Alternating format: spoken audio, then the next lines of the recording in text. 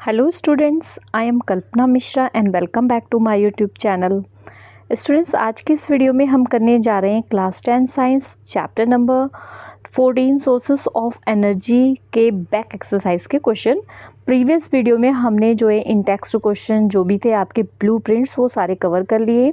अगर आपने नहीं देखा हो तो आप क्लास 10 साइंस की प्लेलिस्ट चेक कर सकते हैं, वहाँ पे आपको पूरा चैप्टर प्लेलिस्ट में मिल जाएगा। ठीक है, तो चलिए आज स्टार्ट करते हैं हम जो बैक एक्सरसाइज के क्वेश्चन हैं वो। ठीक है, तो फर्स्ट बैक एक्सरसाइज के क्वेश्चन पेज नंबर 254 से है। Question number 1, A solar water heater can not be used to get hot water.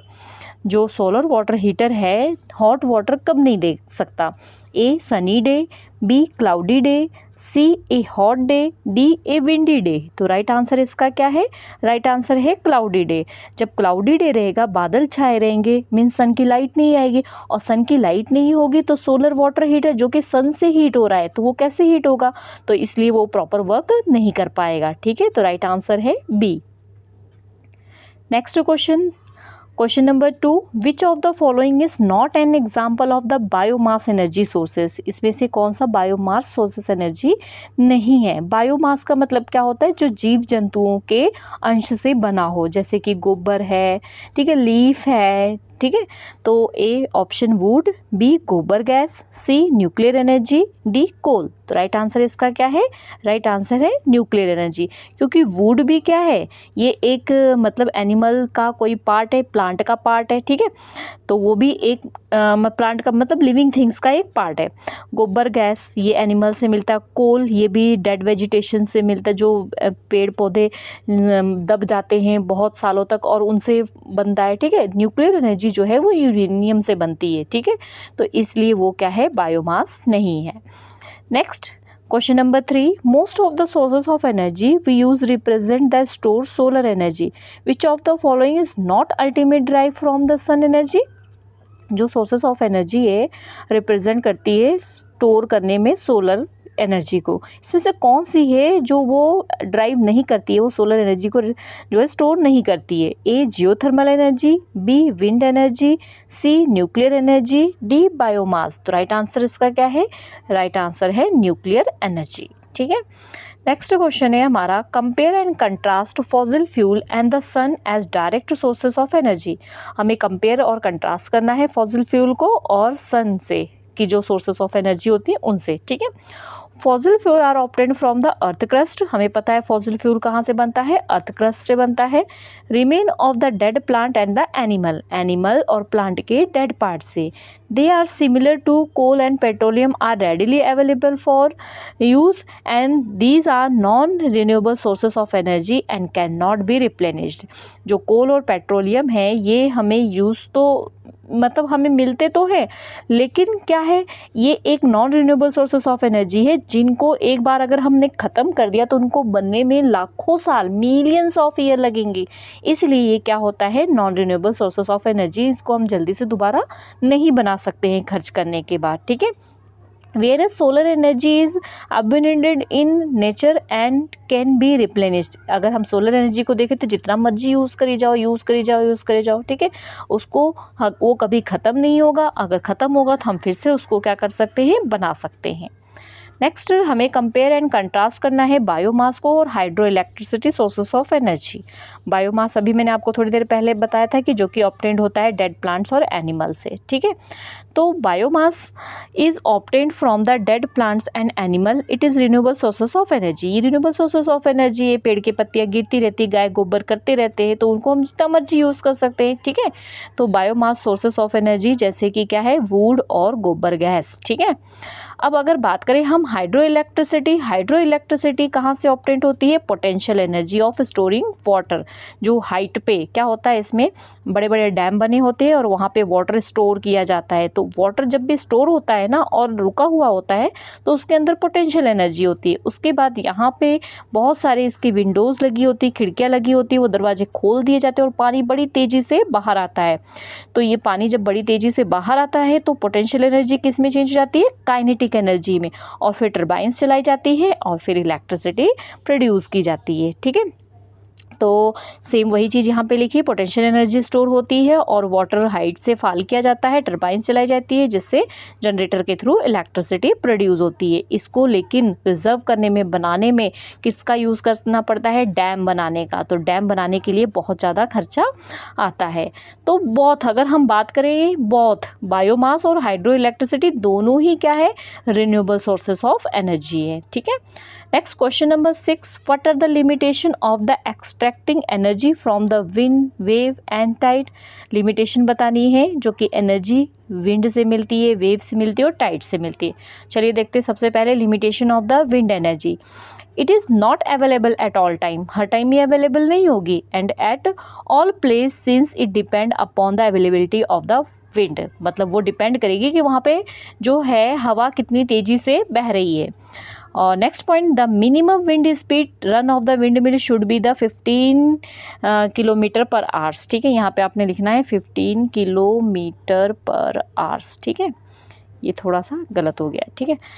और नेक्स्ट थर्ड पॉइंट है कि इनिशियल कॉस्ट जो होता है इसका काफ़ी महंगा होता है, इसको लगाना भी बहुत मुश्किल होता है, जब इसको शुरुआत करनी होती है तो बहुत महंगा होता है। ठीक है, तो ये तो इसकी हो गई लिमिटेशन। नेक्स्ट देते हैं limitation of the wave energy. The wave is not available at all time, जैसे कि विंड नहीं अवेलेबल होती है तो वेव भी हमेशा अवेलेबल नहीं होती, तो हम हमेशा इलेक्ट्रिसिटी जनरेट नहीं कर सकते हैं। The power from the wave energy is expensive, जो एनर्जी पावर से जो एनर्जी प्रोड्यूस की जाती है वो बहुत खर्चीली होती है और इसका सेटअप बनाने के लिए बहुत ज़्यादा खर्चा करना पड़ता है, और किस लिए, एनर्जी को ट्रैप करने के लिए बहुत ज़्यादा कॉस्टली होता है ये। The output power obtained from the wave is not constant, और हमेशा वेव एक जैसी थोड़ी होती है, कभी हल्की होती है, कभी बड़ी होती है, तो इसलिए इसके लिए बहुत मुश्किल होती है। Next, limitation of the tidal energy, जो कि समुद्र की ज्वार भाटा जो होते हैं उनसे बनता है। तो there are a few location for the constructing dam for the harnessing tidal energy.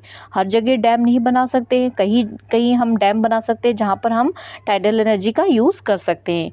The power generate by the harness tidal wave is a very high, जब तक अब डैम बना हुआ है, जब लहरें यहाँ से इतनी ऊंची उठेंगी तभी तो वेव के अंदर, उसके अंदर डैम के अंदर जो है पानी आ पाएगा। ठीक है, और इसके बाद जो है डैम बनाने का खर्चा भी क्या होता है, बहुत ज़्यादा होता है। यहाँ पर जो आपको question number 7, on what basis would you classify energy sources. तो इसमें क्या किस हो बेस गया, पे आप इन एनर्जी को क्लासिफाई करोगे, ए रिन्यूएबल नॉन रिन्यूएबल सोर्सेज और एग्जॉस्टेबल एनऑक्सिस्टेबल। तो ऑलमोस्ट ये दोनों क्या है, ए और बी दोनों सेम ही है, रिन्यूएबल नॉन रिन्यूएबल और एग्जॉस्टेबल नॉन एग्जॉस्टेबल, बात एक ही है। चलिए इसको देखते हैं रिन्यूएबल और नॉन रिन्यूएबल को। Renewable sources of energy are those which replenish on their own and are easily available in the nature।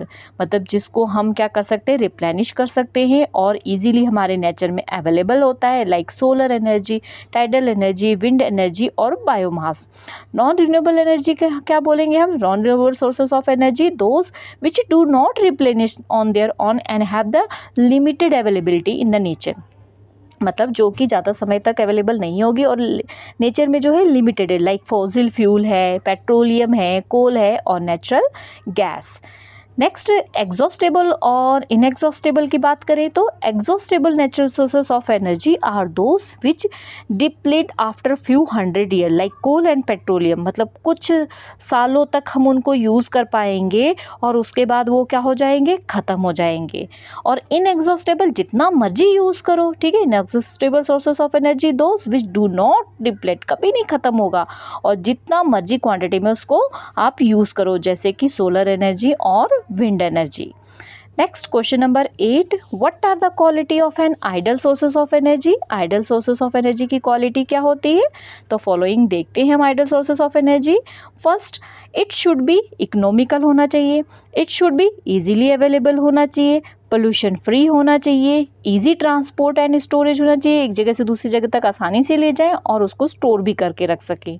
The amount of energy produce when burn should be huge, और जब वो जले तो energy क्या हो, ज़्यादा मिले। Question number 9, what are the advantages और disadvantages using the solar cooker. Solar cooker को यूज़ करने के फ़ायदे और नुकसान दोनों बताने हैं, और ये भी बताना है कि सोलर कुकर जो है उसकी क्या लिमिटेड क्या है। ठीक है, तो क्या है advantages, the heat sources of solar cooker is sunlight, it is clean renewable and inexhaustible sources of energy at it is available, is ultimate, it will be the pocket friendly. मतलब ये क्या होता है, पॉकेट फ्रेंडली मतलब environment में भी friendly होता है और इजीली अवेलेबल होता है, और ये सन की लाइट से जितनी मर्जी यूज़ करो, इसलिए रिन्यूएबल और इनएग्जॉस्टेबल दोनों ही है। ये तो हमें इसके फ़ायदे हो गए। अब डिसएडवांटेजेस क्या हो गए, it does not work on a cloudy day, मौसम बादल छाया होगा तो ये काम नहीं करेगा।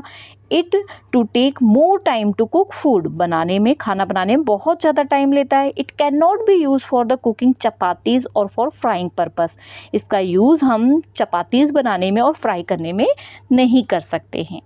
Next, question number 10. What are the environmental consequences of the increasing demand for the energy? What step would you suggest in the reduce energy consumption? तो ये तो बहुत बड़ी प्रॉब्लम है कि जो डिमांड एनर्जी की वो बढ़ती जा रही है, तो कैसे हम अपने एनवायरनमेंट को बचाएंगे। चलिए कुछ स्टेप्स भी बताना है आपको।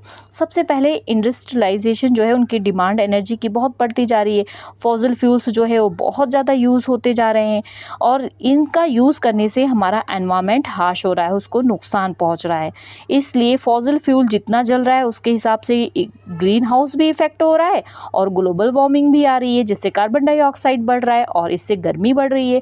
तो ग्लेशियर क्या हो जाएंगे, पिघल जाएंगे और उसके आसपास के एरिया में क्या आ जाएगी, बाढ़ आ जाएगी।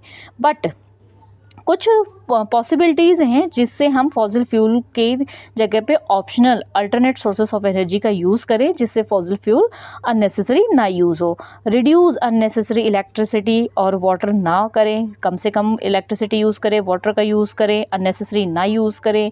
ठीक है, पब्लिक ट्रांसपोर्ट का यूज़ करें, अकेले अकेले एक कार में बैठ के ना जाएं, पब्लिक ट्रांसपोर्ट में बस का यूज़ करें। ठीक है, और ज़्यादातर अगर नज़दीक जाना हो तो बाईसाइकिल से जाएं। और फ्यू स्मॉल स्टेप्स हैं, ये कुछ फ्यू स्मॉल स्टेप्स हैं जिसमें आप एनर्जी को कंजर्व कर सकते हो। ठीक है, ओके स्टूडेंट्स, आई होप ये क्वेश्चंस आपको अच्छे से क्लियर हो गए हो। तो वीडियो को लाइक शेयर सब्सक्राइब करना मत भूलना। मिलते हैं नेक्स्ट वीडियो में, बाय बाय।